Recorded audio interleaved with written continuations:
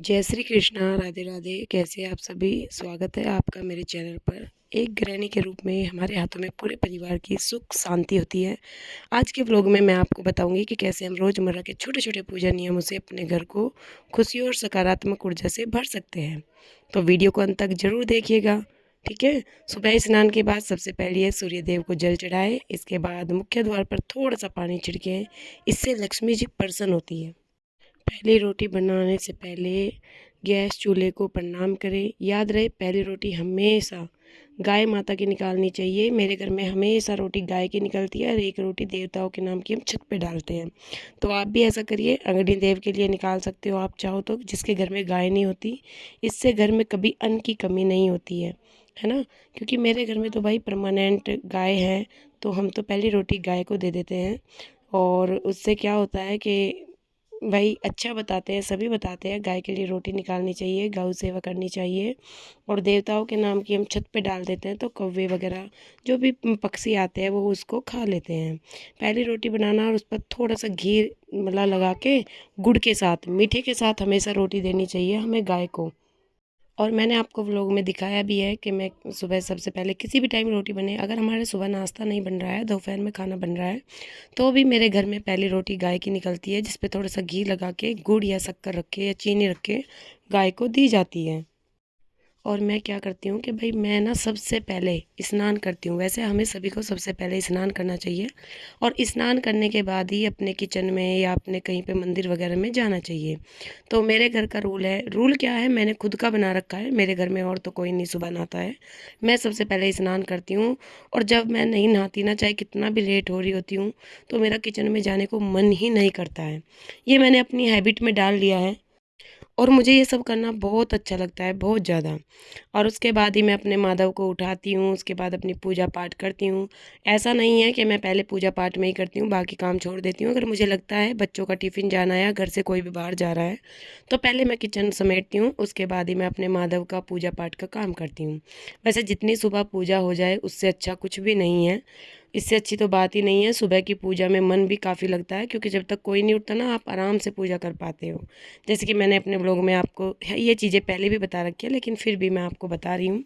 और क्या होता है कि तुलसी जी में जल डालना चाहिए और परिक्रमा करनी चाहिए। ये और आप 3 करें, 7 करें, 4 करें, आपकी इच्छा है, लेकिन तुलसी माता में जल दे के हमेशा परिक्रमा करनी चाहिए।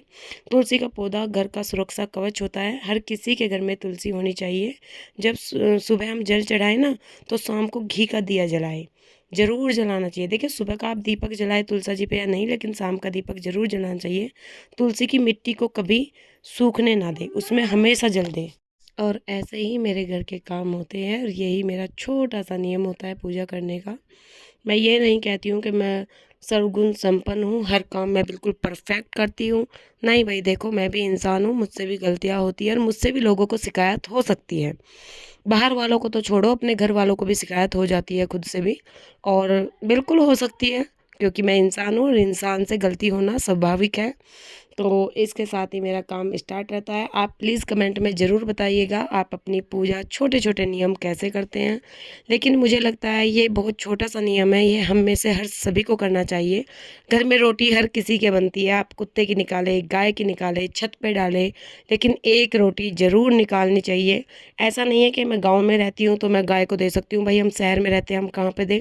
आप उस रोटी को अपने गली के कुत्ते को दे दीजिए। आप कुत्ते को नहीं दे सकते, अपनी छत पे डालिए। पक्षी तो हर जगह ही पहुँचते हैं। जब आप शुरुआत करते हैं ना, छत पे कुछ भी दाना पानी या कुछ भी रखने की, आपको 1 दिन 2 दिन लगेगा, कुछ नहीं आ रहा है, लेकिन उसके बाद पक्षी जब 1 दिन भी अगर पक्षी को वहाँ पे कुछ खाने को या पीने को मिलता है ना, तो पक्षी का रूटीन बन जाता है, वो उसी समय पे आपको रोज़ वहाँ आएँगे।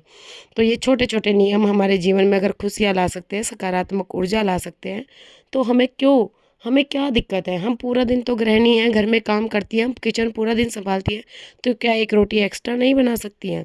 और रही तुलसा जी की चाय तो वैसे भी सभी को अच्छी लगती है। चाय में तुलसा डालिए, तुलसी के तो इतने फ़ायदे हैं कि अनगिनत फ़ायदे हैं।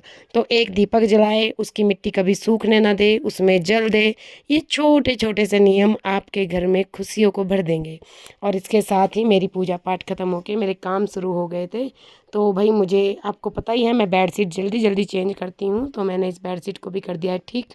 मेरे पास 2 बच्चे हैं, तो कभी वो इस बेड पे खेलते हैं, कभी उस बेड पे खेलते हैं।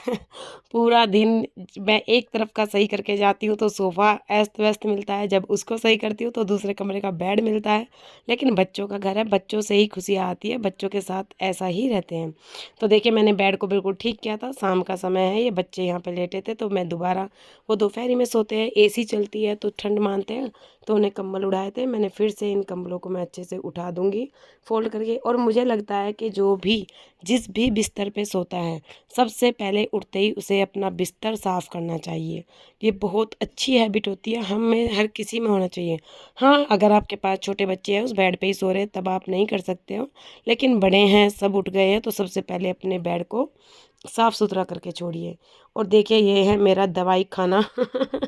जिसे वो स्टोर बोल सकते हैं, दवाई स्टोर, मेडिकल स्टोर। और इसकी भी मैं आज कर दूँगी अच्छे से सफाई। बहुत दवाई होती है बच्चों के साथ, क्योंकि रोज़ कुछ ना कुछ बच्चों को हुआ रहता है, नई दवाई आती रहती है, तो आज मैंने इसको भी डिक्लटर कर दिया है। जो भी एक्सपायरी थी या जो भी 3 मंथ से ज़्यादा ओपन हुए हो गई थी, उन दवाइयों को मैंने निकाल दिया।